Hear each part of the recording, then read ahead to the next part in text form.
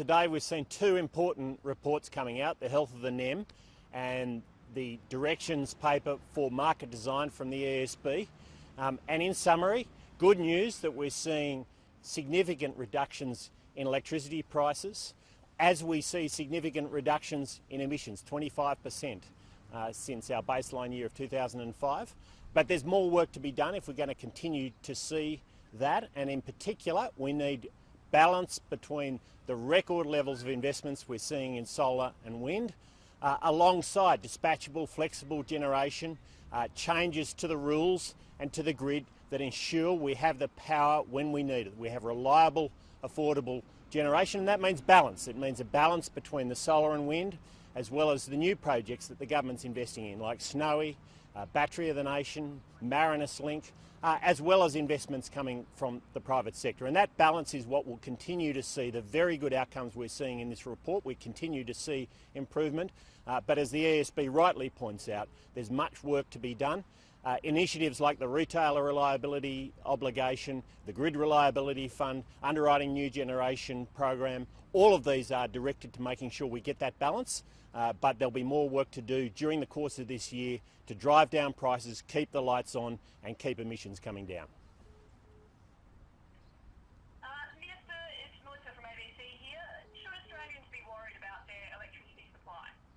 No, they shouldn't be, but it's clear from this report that there's more work to be done, and that if we are to eliminate the risks that we see on the horizon, both this summer and beyond, we continue to need to drive that balance in our grid between the intermittent solar and wind, which is helping to bring down emissions and bring down prices, alongside an appropriate mix of new technologies or emerging technologies, whether it's batteries, pump hydro, of course, which is not a new technology but offers enormous opportunity, gas. It's that balance that will ensure that we continue to see the prices coming down, emissions coming down, and of course the lights staying on. How has it got to the point where the technology has advanced so far ahead of regulation that we're having to have this very critical and rapid redesign of the national electricity market? How did regulation fail to keep pace with technological advancement? Well, I'd point out that we've made many announcements and put in place a range of initiatives in the last 2 years, 3 years, that are addressing exactly this, whether it's the Underwriting New Generation Program, Battery of the Nation. Snowy 2 is absolutely directed towards this. The changes to the rules around the Retailer Reliability Obligation, putting the onus on retailers to make sure that they deliver affordable, reliable power. So those initiatives are either in place or going into place, but there's more work to be done, and the grid is changing dramatically. This is happening all over the world, not just in Australia. We're seeing this throughout Europe, the United States, and it's crucial to maintain this balance. We in Australia have seen record levels of investment in renewables, particularly household solar, where we lead the world, and balance is the key.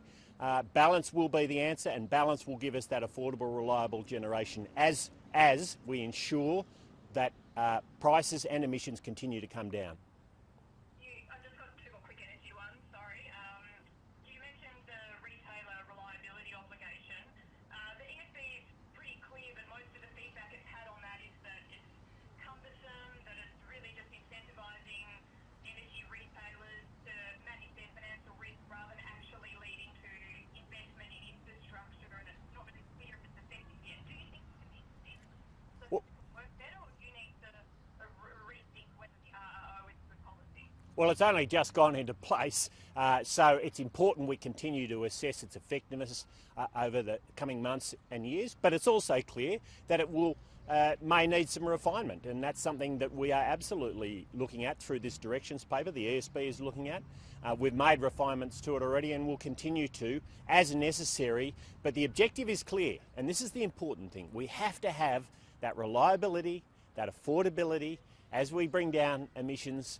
We've seen good results. The Health of the NEM report today tells us we've seen significant improvement over the last 12 months, but there's further to go, and the government, federal government, working with state governments, is absolutely focused on ensuring we continue to see that improvement. And just one last one there. You mentioned state governments. The ESB points out that different policies at state government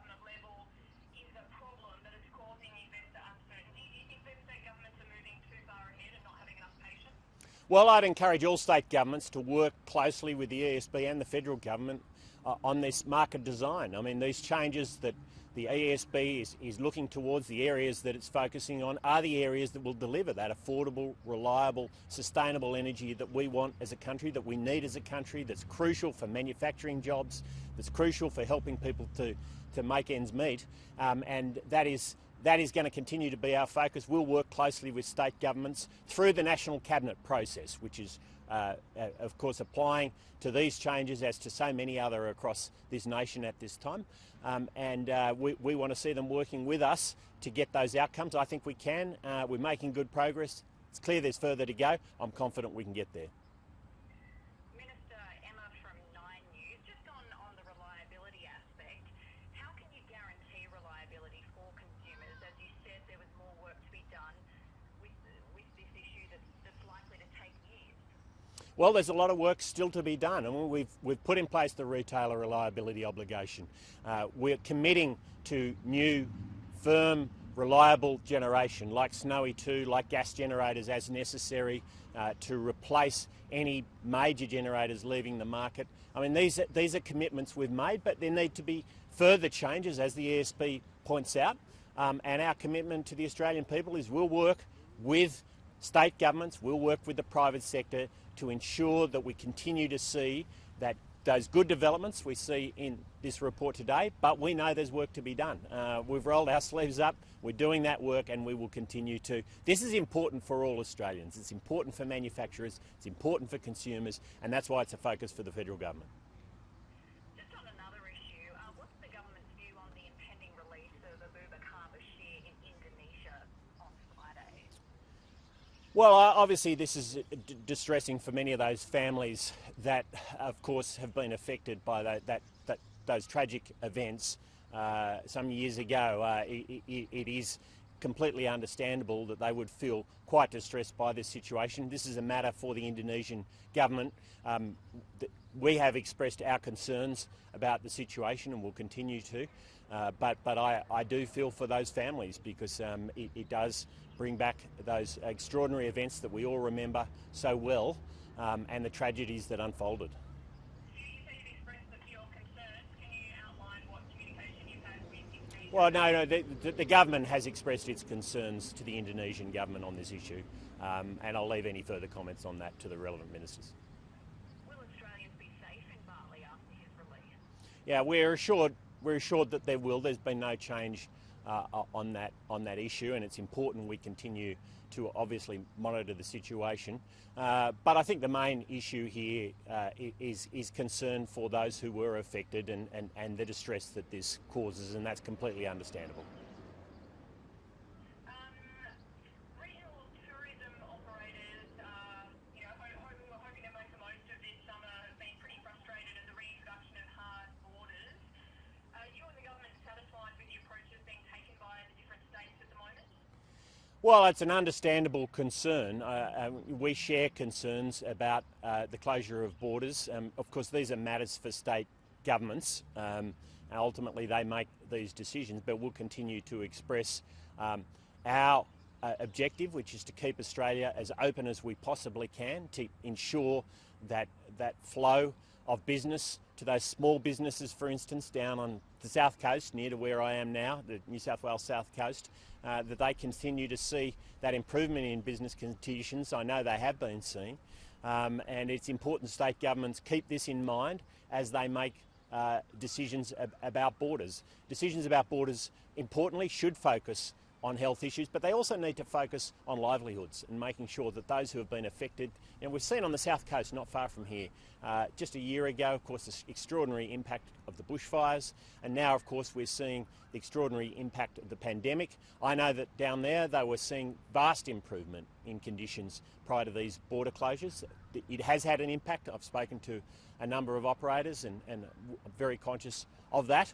And it's important state and territory governments take that into account in the decisions they make. But there's not much you can do at the federal government level. Well, we continue to provide the enormous support, unprecedented support we're providing to businesses and households across Australia, of course.